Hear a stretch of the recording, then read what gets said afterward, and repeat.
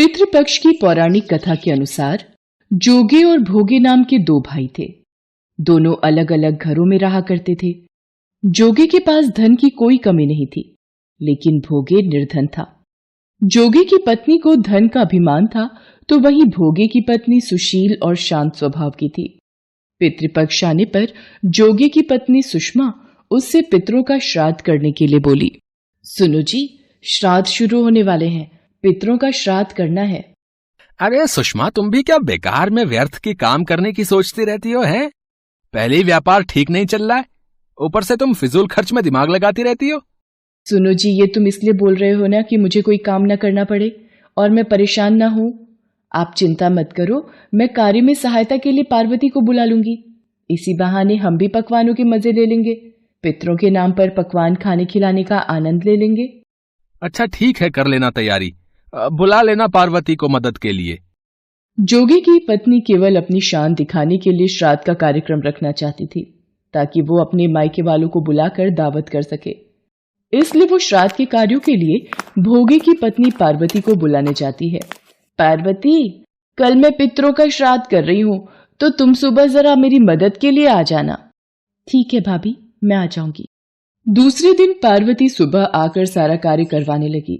पार्वती ने अनेक पकवान बनाए, फिर सभी काम निपटाने के बाद अपने घर वापस आ गई, क्योंकि उसे भी पितरों का तर्पण करना था। आ गई, बस काम करवा लिया होगा भाभी ने, और पकवानों को खाने के मजे मायके वालों के साथ उड़ाएगी। कोई बात नहीं जी, और फिर मैंने भाभी की मदद पितरों के लिए भोजन बनाने में की है, इससे मुझे दिल से सुकून मिला है। पार्वती, मेरी गरीबी और बदनसीबी की वजह से हमारे घर में तो पितरों को खिलाने के लिए कुछ भी नहीं है। कोई बात नहीं, आप अगियारी देकर पितरों के समक्ष हाथ जोड़कर पूजा कर लो। हमारे पितृ श्रद्धा भाव के भूखे हैं, वो हमारी गरीबी के हालात देखकर समझ जाएंगे। जब पितर भूमि पर उतरे वे पहले जोगे के यहाँ गए। अरे, ये सुषमा तो अपने मायके वालों की खातिर में ही लगी हुई है, सिर्फ दिखावे के लिए ही श्राद्ध किया है शायद। जोगे को भी देखो, बिना हमें अर्पण किए सबको खाने और खिलाने में लग गया। ये देखकर मेरा मन बहुत दुखी है। सुषमा और जोगे के घर ये सब देखकर पितरी बहुत निराश हुए। उसके बाद सभी पितरी भोगे के यहाँ गए, तो देखते हैं कि पितरों के नाम पर केवल अगियारी दे दी गई है। हमारे गरीब बेटा बहू ने कितनी श्रद्धा भाव से पूजा की है और अग्यारी दी है। कोई बात नहीं, हम इस अग्यारी की राख ही चाट लेते हैं। हमारे बच्चों ने हमारे लिए मन से पूजा की है, और पार्वती ने तो सुषमा के घर भी पूरे पकवान बनाकर भलाई ही की है। पितर अगियारी की राख चाटते हैं और भूखे ही नदी के तट पर पहुंच जाते हैं।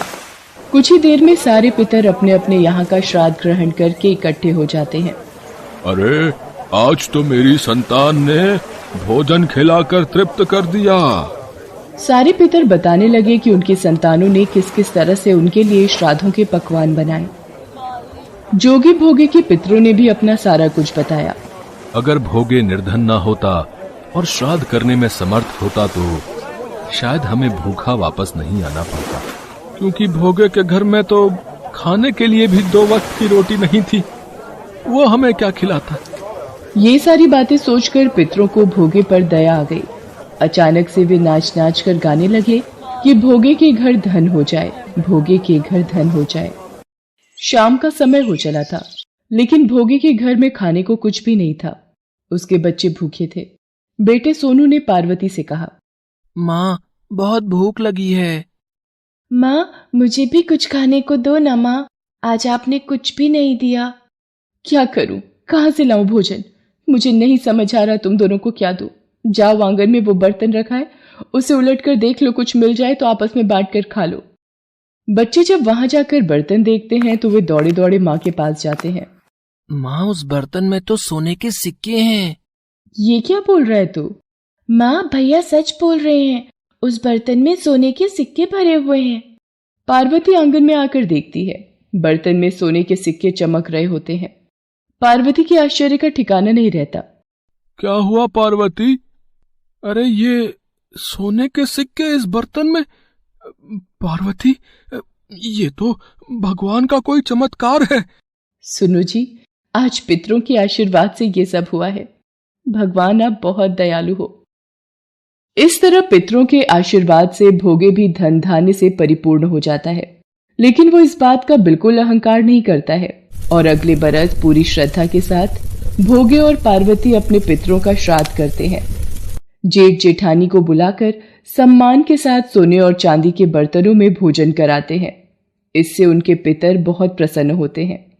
पितर बहुत दयालु होते हैं। संतान के द्वारा श्राद्ध कर्म और पिंडदान आदि करने पर उन्हें तृप्ति मिलती है और वे अपनी संतानों को धन धान्य और खुश रहने का आशीर्वाद देते हैं।